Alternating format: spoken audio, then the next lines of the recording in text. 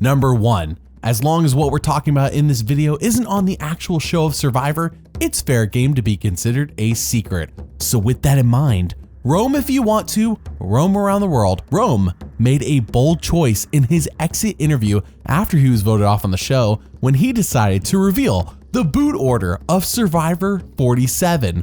What was he thinking? I don't know. But here's what he said, and then I will explain how he did it. I met everybody at Ponderosa. I met everybody at the merge. I met everybody on my tribe. So we can go down to everybody if you want. That is cheating. Do you just want to read them off and I'll just sit here? Let's do it. All right, so do it. Sierra, I got Vibrant. For Tiana, I got Driven. For Annika, I have Leader. For Keyshawn, I have Delightful. For Asia, I have Sullen. For TK, I have Lovable. For John, I have Hilarious. For Rachel, I have Down to Earth. For Sam, I have Wolf in Wolf's Clothing. For Sue, I have Passionate. For Teeny, I have Chameleon. For Genevieve, I have Ice Queen. For Andy, I have Wild Card. For Kyle, I have Crafty. For Gabe, I have Mysterious. For Caroline, I have Organized. And for Saul, I've got Big Brother. Man, I'll see you. Thanks for coming. Okay, so usually Gordon Holmes, by the way, does great exit interviews. Highly recommend him. Link in the description. Will say the names of the players in the season. It's like a random order he does it in. But this time, Rome kind of takes over and he says them in the perfect order. Starting with Sierra, going back to John, he's dead on with how they're voted off. And mind you, this is before Sierra and Tiana were voted off. Then with Rachel, he goes all the way back to Saul. Perfect. I mean, in perfect order going in that direction, except one player. The one exception being his possible get out of being in trouble with Survivor card, if they care. He put Caroline in the wrong spot. Otherwise, he revealed the entire order of Survivor 47's boot order after week 6. It didn't take a genius to figure out what he was doing here. Number 2, before Rome's now infamous exit interview, people talk smack about him a lot. People who were on the season with him. Way more than I've seen in regard to any other new era player in their exit interviews. Here are just a couple of examples. He's loud, he likes to be in control, he's a little self-obsessed. It was to the point where I would hear him talking on the beach and I'm just like, I can't. I'm gonna go anywhere else because the man was constantly trying to just impress other people. He was just constantly talking about himself. Any conversation I had with him was like an interview. I'm like, when he went on his journey, that was the best time at camp. We got so much done. We built a swing. We built a bench. We were just having the time of our lives without anybody trying to tell us what to do. It's just that Rome wanted to be that provider role, but he was not a provider. So it was just like, when he said jump, go make the fire, like, can y'all make the fire? And we don't jump out of the water and sprint up the beach to go make the fire. Then he's pissed. So it's just like, how do you live with someone like that? Number 3. So did Rome take revenge on his fellow tribemates talking smack about him week after week by spoiling everything? I don't know, but I do know that Keyshawn said this about Rome when it came to bullying Saul on the show. He really did threaten He really did. Saul. It wasn't an ultimatum. An ultimatum is basically a threat.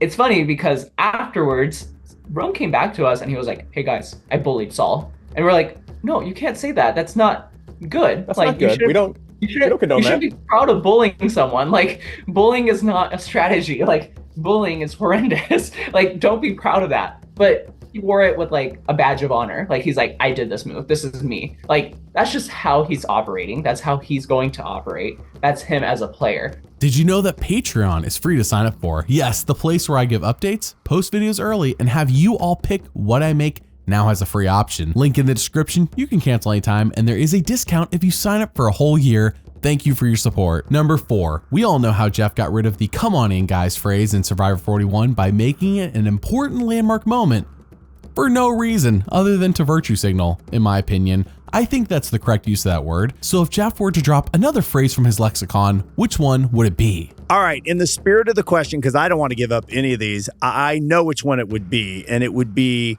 otherwise known as the losers. Yeah. Is that a hint? Do I have too many, Charlie? Should I lose otherwise known as the losers? Start there. No, we can't say goodbye to these phrases yet. We got to keep them. Number 5, Jeff is a great host. Many question his decisions as an executive producer of the show, but I think we can all agree he's a great host. What we sometimes forget is that he's also a massive dork, as I will show a few times in this video. But what do you do when you wear glasses? When the rain streaks the lenses and the mud harasses.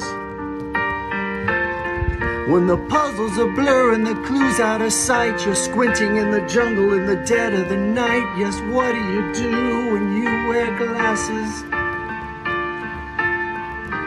What do you do when you wear glasses on Survivor? Number 6, props to the Survivor social media team for continuing to provide behind-the-scenes segments of the show. This is the kind of stuff I would love to see an entire special from CBS about. Here's one of those segments about one of the many camera jobs on Survivor. Hello, my name is Paulo Veloso. I'm a camera operator in reality on Survivor. And I've been working in this show for the last 10 years since season 29 in Nicaragua. My job here is to literally film everything the survivors do. If they jump in the water, I jump in the water with an underwater camera. If they walking and talking, we walk backwards and shoot everything they talk. My favorite memories of working here is to shoot the wildlife in Fiji. It's amazing. Like sharks and being inside a bait ball full of fish or going to a remote island full of birds. It's pretty awesome. So Survivor changed my life because I got here 10 years ago. I was very young. I didn't speak English very well, and I was a camera assistant and now a camera operator. I got nominated for 4 Emmys and my career just grew up so much. I love the opportunities that Survivor gave me. Number 7, we all saw how Saul hated Rome by the end of the game, but what we didn't know, since it was left out in a secret scene, is that at first, Saul, he loved Rome. That's food! Not the first one. That's Frankie. We can't eat chicken. Frankie. We can eat the next one, but not Frankie. My first impression of Rome is this dude is hilarious. Number 8, it all comes full circle with Saul and Rome though, when after Rome is voted out, Saul decides to do this in a secret scene. So Rome and I are rivals. We got a rivalry. And now he's gone because of me. But I did find a beautiful gift for me today. Rome forgot his red lightning shirt. I know, like, where did I get that? You look like a wrestler. You look like a superhero. I like it. You do. The lightning. I am gonna wear this. It's just too good not to. Number 9, I have always wondered, what if a player finds an idol that's part of a beware advantage? Like, they find the end result, but they don't find the beware advantage that says lose your vote. Can they keep it? I want to know. But without getting bogged down in the details, the answer is no. Regardless how you end up with a beware advantage idol or the idol box or whatever it is, it comes with the same rules and restrictions. The difference with Russell is that the idol he found didn't have any conditions. That was just pure power, no strings attached. Had Russell stumbled upon a beware advantage idol in the same manner, he would have encountered a very different situation because it would be the same rules. You cannot participate in the vote until you now retrieve that actual idol. Number 10, this was in the show. Okay, move on past that part. When Gabe was voted out, he said this. And I got a good feeling like I'll be back. Now, Gabe said that, and when Jeff talked about it on the On Fire podcast, in his nicest Jeff way, he said, probably not to Gabe coming back, but he wouldn't rule it out entirely. There was really only one person Jeff really wants back from the season, and it obviously isn't Rome or Gabe. Number 11. So who is that one player Jeff wants back? The answer may seem kind of obvious when looked at through the lens of a TV show. And typically this is the rub on somebody that we don't think is as good an interview as we had hoped. They're afraid to be wrong. They're afraid to be silly. They're afraid to get egg on their face. Well, that just doesn't work on Survivor. You'll never be invited back to play again, and the audience won't connect with you. On the flip side, look at Andy. Look where he started and look where he is. Like him and think he should win, or can't figure him out and wish he was out, it doesn't matter. He's engaging, he's compelling, he's forthcoming, he's vulnerable. All these great qualities that you want in a Survivor player. Number 12. Remember that massive gecko from Survivor 46? I only did because Jeff will not stop gushing about it. I mean, he was still talking about it on this season on the On Fire podcast. But here's the guy who actually made it. My name is Rohit Prasad, and my job at Survivor is an art tailor. I've been working for the past 6 years, since season 37, David vs. Goliath. I love my job because I got to work with talented people and I get to see my work on TV. My favorite memory is that after the gecko challenge, Jeff called me. He was so happy about the gecko I made from the scratch. The biggest gecko you have ever seen. Legs, long tail, bloodshot eyes. Working on Survivor made a huge impact on my life because now I've been recognized locally and internationally for my talent and skills. For that, I get more confidence in my work life and work craft. I'm Rohit from Fiji, Vinakavakalevu. Number 13. Do you remember how Sierra would not eat chickens, so their tribe traded in said chickens for eggs? Well, it was nonsense. I mean, in my opinion, it was. After seeing the secret scene, I wonder why she isn't just vegetarian at this point. Truthfully, hermit crabs are not my thing, and I'm trying to play it cool, but I had hermit crabs as little animals growing up, and to me, I can't do that. That's not my thing, so I just let them have the hermit crabs. We made some, popcorn out of coconut. I'm not eating hermit crabs, so clearly I'm not that starved, but I'll eat anything else. Number 14. Do you ever wonder where Jeff stays during his time in Fiji? Well, here's him talking about it on his podcast. And when he talks about his time in Fiji, I will be utilizing footage from a fellow YouTuber who went to Fiji after 48 to show you what Jeff is saying. As always, links in the description. Our first few seasons, we slept in tents, individual tents next to each other. Mark Burnett's tent was right next door to a young PA. Then in season 4, in the Marquesas, we actually rented a massive cruise ship, which is a completely different experience. Whoa. So the entire crew is on the cruise ship. That's its own reality show. Totally. So it was docked just off of an island, and we would take a boat to get back and forth. We've had really tiny modular homes in Guatemala, and by tiny, I mean smaller than camp van living, like small. You ducked your head as you walked in. We built our own housing in Fiji. The very first time we were in Fiji, we built our own modular homes, and we had a fire that nearly burned base camp down. In China, we were in a really big hotel, which was super weird. The Philippines, we stayed in a resort, but you'd have the sewage going right out into the ocean from the entire village. So historically, Fiji, where we are now, is by far the best overall accommodations because we all have rooms, we have showers, it's this beautiful setting, you get these amazing sunsets or sunrises. So we're grateful to our relationship with Fiji. Number 15. Sob stories are out, starting with Survivor 47. Finally, yes, we did get a couple in 47, but compared to like the 10 plus we were getting prior to the season, this is a welcome relief. But if you really want to see more of them, I don't know why you do, but let's say you do, and you pine for the days of 41 through 46 where there was just so many sob stories. Sue and Rome both had sob stories cut and left in the secret scenes from the season. Number 16. Speaking of secret scenes, Saul gave that advantage to Rachel that saved her hide early on in the post-merge game, and we never saw her actually receive the advantage or read it. It made sense from a storytelling perspective, but they did put it in a secret scene. If you want to see the moment Rachel realized she was safe. I found this note in my bag and I just snuck over here to read it, and I am so curious to see what it says. Congratulations, someone wants to help you at tonight's tribal council. This Take Your Pick advantage allows you to choose between block a vote or safety without power. After tonight's tribal council, this advantage holds no power. Good luck. Oh my God, who sent this? Someone has sent me power in this game when I am the least powerful I've ever been, and it's incredible. I cannot believe it's happening. Number 17. And speaking of Rachel, she did try to steal some rice during the immunity challenge in episode 2. I applaud her for this move. What a good move. Good for her. But Jeff, he didn't like that. He didn't like that at all. So why is it that she couldn't take the rice? Rachel tried to steal rice in front of me, in front of 20 camera operators, in front of the challenge department, all our judges, in front of Vanessa, standards and practices, in front of all of our producers. That's a mob boss move, and I respected it. And here's the thing, and maybe Charlie can speak to this, but who really knows the real reason Rachel did that?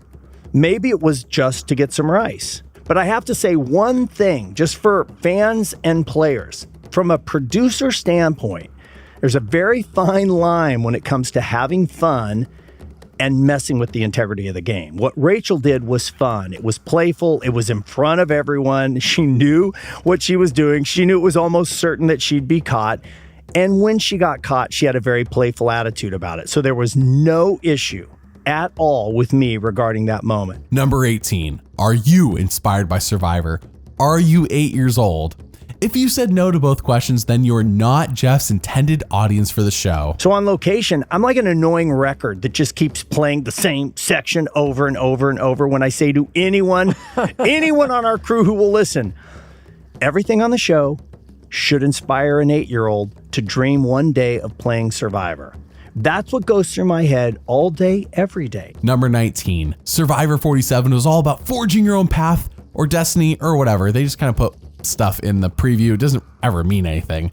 That was whatever, but the shots of the person making the logo out of wood was cool. And as it turns out, there is a person whose job is to do this every season. Hi, my name is Vana. I am the carver in art department. How long did it take you to do it? This one I make it around 5 days.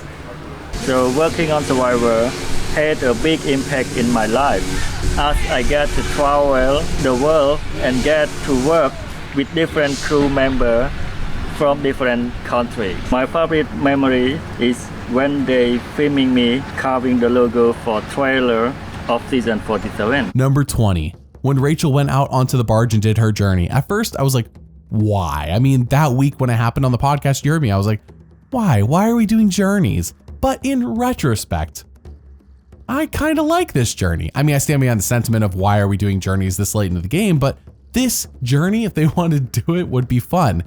Like if it was the only journey of the season. All right, I'm getting way too off topic. Here's the thing. Jeff tells us how it happened, and it made me appreciate it more. You have to decide how long does the timer need to last. And so we have a basic idea on a challenge like this. 3 minutes is about as short as we want it to go. Now we bring in Marine. Man, oh man. All these departments for one little moment in the show. So Marine comes in with our dive team, which are expert scuba divers. Okay, so we're still developing. So now that informs Team Flint. Okay, it's going to require a few smaller weights, and each weight will be responsible for a section of rope. So Marine suggests let's use these old railroad tires that we use as moorings. They're heavy and they have a really cool look. And we get them locally in Fiji. They were left over from when Fiji used to ship sugarcane from the fields for export. We'll create a hinge that once one railroad tire pulls its section of rope taut, a pin will release from the hinge, sending the next railroad tire into the ocean. There are a couple more elements that it took to actually make this work, and Quigley explained them to me when we were out there. I'm not going to share them because the ideas are so tiny but so smart that I consider them now part of our intellectual property. And I mean it when I say I won't share them with other shows. Trade secrets. Trade secrets. Number 21. When Rachel was interviewed by Jeff, I was a bit surprised she was able to say anything negative, given how the On Fire podcast is generally propaganda for the show, in my mind. But he did let her talk about her post-traumatic Survivor experiences. And when I got home, I woke up the first couple nights. I woke up and the red light on my TV I thought was a camera. Wow. I remember I rolled over, I like kissed Derek on the cheek, and all of a sudden I was like, I just kissed someone on Survivor, and like it was caught on like I freaked out, like I genuinely did, and thankfully he woke up and he's like, "What's wrong?" And I was just like, the camera, and then I was like having a very hard time, and I'm not the only one that had that. I've talked to other people on my cast that had the same experience where they like woke up in the middle of the night and didn't realize that it was their partner next to them. Like it's so engrossing, you know, the entire experience, and it stood out because in a weird way it didn't feel like home. Like I felt like when I closed my eyes and I wanted to be home, I was sitting in the dirt at Becca Beach. Wow. Number 22. It is referenced but never seen on the show that Kyle referred to Sue and Caroline as Tweedledee and Tweedledum. I think most of us can agree that this name, like if you were to be called it, is negative. Like he's calling Sue and Caroline a couple of dummies. But that is not how Kyle defends this statement. I had used a term, the term being Tweedledee and Tweedledum, which I'm going to highlight again. By definition, two people of the same. Okay. Tweedledee and Tweedledum, right? It can be an aggressive sounding thing if you don't understand what it is. And it sounded very aggressive and it was taken the wrong way. Number 23, Teeny Teeny Teeny. Now, like Teeny, we all have biases whether we accept them or not. Unfortunately for Teeny, these were exposed on TV, but it seems like lessons have been learned since then. I think there's a lot of sort of regrets about the way that I handled things with Sam. And I think one of them is the fact that I did typecast him into this persona that he really isn't. And in a lot of ways, we are such similar human beings, honestly. And I think I was able to unlock a lot of introspection about how I felt about him, but I wasn't able to really crack it, which was that he is this really layered, multifaceted man. He is somebody who, he's not just a stereotypical jock. He did musical theater, so did I. And I think those projections almost made it worse because I'm really seeing he, instead of he was the quarterback, it's no, he was the lead in the musical that maybe I wanted to be the lead in the musical for. But I have nothing but respect for his graciousness in response to how all the things played out with me and him out there. He's been super understanding and he's just a delight of a human being. Number 24, after Andy surprisingly survived the first tribal council of the season, he was cooked. In exit interviews, it's referenced how he was seen as a goat from then on out, and we even see Gada planning on getting rid of him in this secret scene in episode 2. It's literally the bonding story. He goes, he's at the bond. I know. My thing is, I think we do the kumbaya. Exactly. Yeah. Inclusive. And we gas him up. Yeah. Keep him calm. Keep him calm. Give us an easy out. Absolutely. We'll never know. Absolutely. Moving forward, Andy is just the odd man out, and we do have an easy next foe. I have absolutely no interest in working with Andy in this game.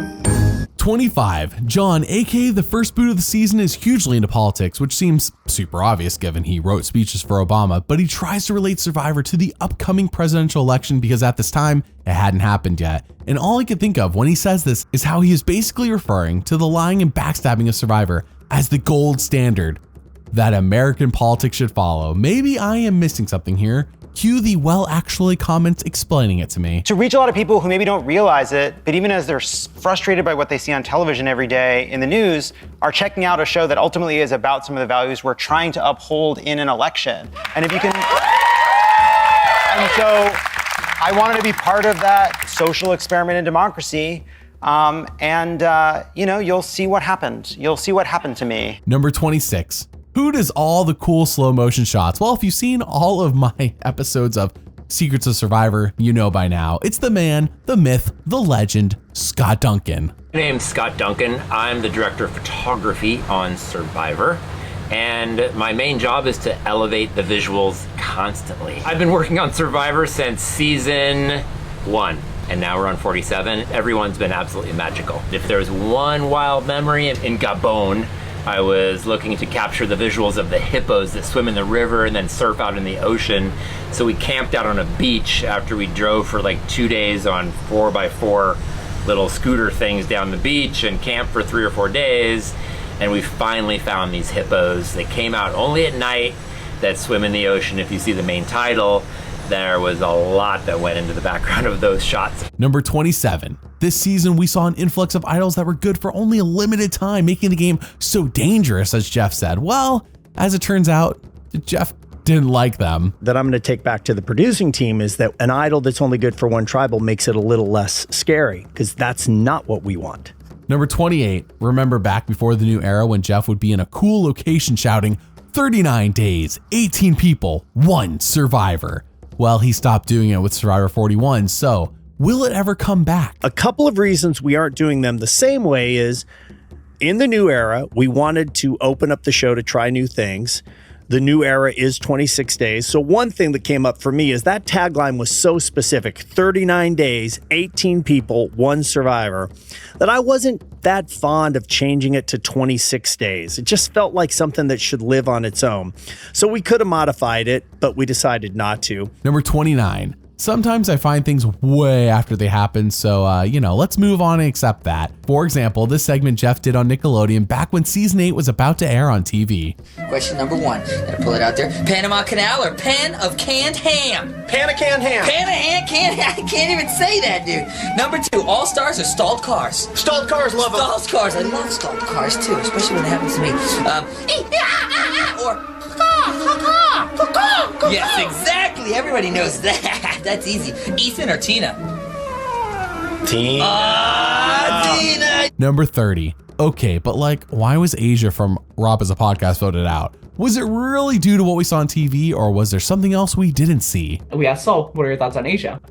Saul's response was, oh, damn, I would hate that. I don't want to do that, but okay, that's fine. That makes sense. Like, I appreciate you guys letting me know. Asia was like, nah, that's not happening. That really was like the final. That was her detriment, really, because it was in our mind. We're like, okay, when the vote comes, she's not gonna like want to work with us. She's not gonna budge. It just doesn't make sense. Number 31. The mud they use for Survivor challenges must be super easy to make. I mean, it's dirt and water. How complicated can it be? How hard can that be to make? Apparently, it's way more in depth than I initially thought. We get a big shipment. Emphasis on shipment. That's crazy. Of dirt. Yeah, we get dirt brought to us. And then to ensure that no player gets any cuts or any pebbles in their eyes, we sift the dirt into a very, very fine grain, kind of like a gold miner would do. And I mean it. We have crew members just sitting there sifting the dirt. And then we dig the hole where we want the mud to play in the challenge. And then we line that hole with plastic. Then we dump this dirt into the plastic-lined hole, and then we add water little by little, kind of like Goldilocks and the Three Bears, until the desired viscosity is attained. And once we have it, you think I'm kidding, I'm not. We are so protective of our mud that when we get the consistency we like, often we will not have the dream team do the mud portion during a rehearsal because we want to save that purity, the really good mud, for the players. Number 32. Ever since season 35, fire making has been forced at the Final Four, and Jeff has tried to rationalize this time and time again. So I ask, what if the Final Four fire making were to be moved to the Final Three, and instead we have a Final Two Final Tribal Council? I think that would be more exciting to watch. Because this is an idea I wanted in the game. I put it in the game. And we had several seasons in a row where a very dominant player would get to the Final Four, and if they didn't win immunity, the other three, wisely, would just simply vote them out. From a storytelling standpoint, it's not dramatic. It's almost a foregone conclusion that they're going to take out the biggest threat. And since the audience knows there is no advantage or twist that can change that, there is no drama. There are going to be people who say they just don't like it and we should keep the game really pure. And I do appreciate that. But our job as producers is to look at this from a big picture, think through where we think we have problems, and then come up with a solution. And that's why it's in there, because we felt we had a problem, and that is how we solved it. Number 33. We saw how loud and boisterous Rome was, especially come the merge, when he tried getting everyone to vote off Saul. As it turns out, this was not Rome's original plan, at least that's not what he said. He thought he was going to lay low, an actual smart strategy had he done it. Number 34. It is a little known secret that the new people working on Survivor do the night shift. You may not have known that, but that's the way it is. To be fair, the players sleep or do nothing for most of the time when it's dark, so it makes sense. But this does explain why we almost never see anything interesting happen at night on the show anymore, planned or unplanned. My name is PK and I am a night segment producer for Survivor. This is my second year, so since season 45, that was my first year. Okay, I am walking back from a shift right now, but this is how dark the jungle is on Survivor. This is me without the light, and this is me with the light. My favorite part of working on Survivor is honestly just seeing teamwork function on such a high level. As a producer, my main job is to basically track the story and to track what's going on, the strategy talks, the conversations, the bonds, the relationships, and there's something just so special about when you see a new bond forming. Number 35. How did the Sanctuary, where good things happen, TM, even come to be? How was it named? Could there ever be an anti-Sanctuary where bad things happen? That would be funny. The sanctuary came up during the new era when we had to reduce our shoot days.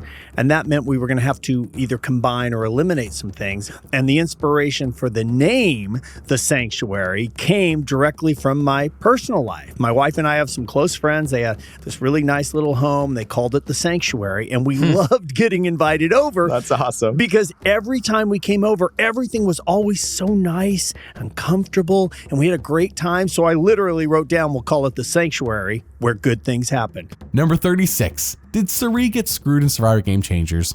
Yes. Does Jeff still like that this advantage getting happened? Yes. Okay, so the idea with Survivor Game Changers was imagine Reservoir Dogs, the movie.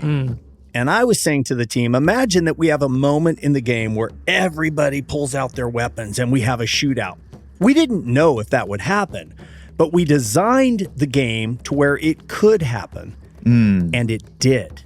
And it was heartbreaking to lose Cirie, but it was incredibly gratifying to see it play out how we imagined it could. Number 37. Survivor dominates the ratings every Wednesday night despite the viewership of live TV steadily going down and down. But really, how important are these things? And ratings matter more than anything. Ratings equal advertisers. And I'll give you a little insight. This is how the networks look at television shows.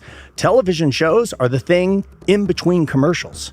It's not the other way around because the commercials pay for the show. So you have to have people watch your show. That gets you advertisers, that gets you money, you get renewed.